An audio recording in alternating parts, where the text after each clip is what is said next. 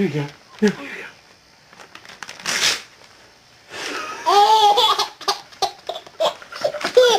Whoa!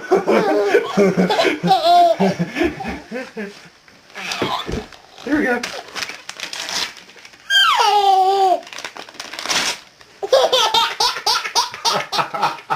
The title of this first section is Be of the Same Mind. Let me share with you a few words from Philippians chapter 4. I urge Euodia and I urge Syntyche to be of the same mind in the Lord. Do you recognize the critter in this picture?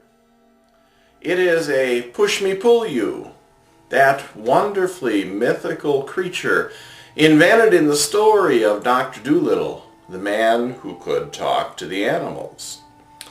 Here is a description of that wonderful creature. Push-me-pull-yous are now extinct. That means there aren't any more, but long ago when Dr. Dolittle was alive, there were some of them still left in the deepest jungles of Africa. And even then, they were very, very shy and terribly hard to catch. Hunters get most of their animals by sneaking up behind them while they're not looking. But you could not do this with a push-me-pull-you, because no matter which way you came towards him, he was always facing you. And besides, only one half of him slept at a time. The other head was always awake and watching. This was why they were never caught and seen in the zoos. Though many of the great huntsmen and the cleverest menagerie keepers spent years of their lives searching through the jungles in all weathers for push-me-pull-yous, not a single one had ever been caught. Even then, years ago, he was the only animal in the world with two heads. Now, one element is missing in this description. The push-me-pull-you had a terrible time making decisions. You see, push-me-pull-yous had two minds, and those two minds were in a constant tug-of-war over the one body. Is it any wonder that the push-me-pull-you had trouble getting anywhere? It may be that you are part of a push-me-pull-you church, a congregation that has two minds. Or maybe your congregation makes the problems of the push-me-pull-you look small. Maybe your congregation has 10 minds, or 20, or 200. Maybe you are taking part in this presentation. Probably you are taking part in this presentation because your church is having a fight. That's all right. We're going to work on that together. Once there were two women, Euodia and Syntyche. Together they led the little Christian house church in the Roman city of Philippi. Paul writes a letter to that little house church because Euodia and Syntyche were having a fight. They were leaders of a push-me-pull-you church. These two women have such wonderful names. Euodia means the way goes well. Syntyche means reaching out together or joining together. I don't know if these women were born with these names. That could be. But I think it's more likely that Paul gave them Christian nicknames. Nicknames like Jesus gave to Simon, James, and John.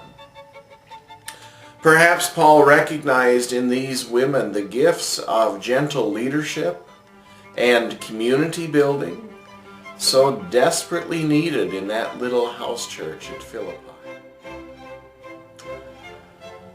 think for a few moments about your role, position, or identity in your congregation. What nickname do you think Paul might give to you to reflect that role, position, or identity? Why do you think Paul might give you such a nickname? You'll have the chance to discuss these questions later. I want you to have time to think about them as we go along in this session. Things seem to have gone well for a while in the Philippian church, but now these leaders and their community have somehow gotten off the track. Listen to what Paul writes in Philippians chapter 4, verse 2. I urge Euodia and I urge Syntyche to be of the same mind in the Lord. Now, we'll get to that same mind business in a few minutes.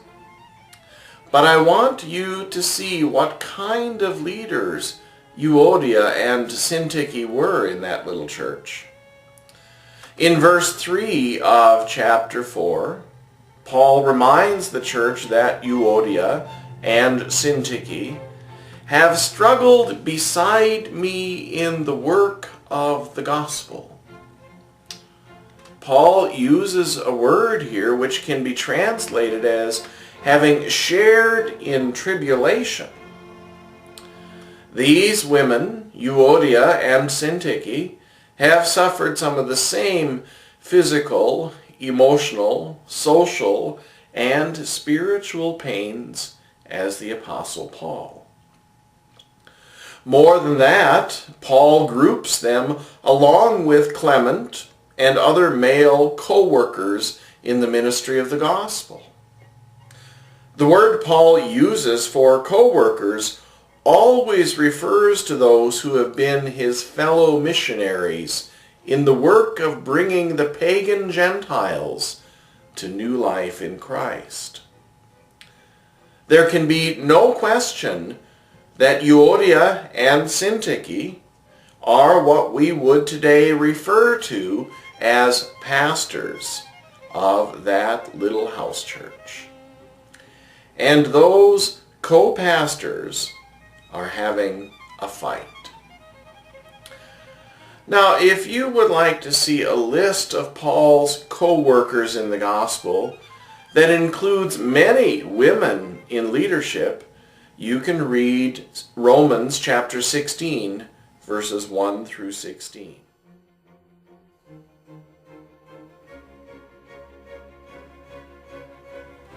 Now, let's see what counsel Paul gives to Euodia and Syntyche and their congregation in the midst of this church fight. Let's go back to our opening words in this session. Paul writes, I urge Euodia and I urge Syntyche to be of the same mind in the Lord. Now, let's look at that phrase, the same mind.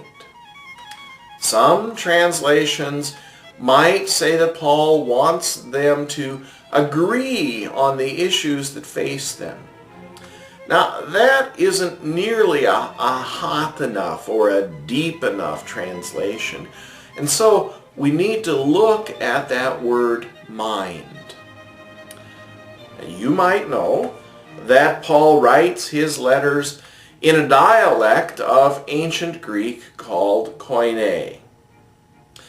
The Greeks did a lot of thinking about thinking.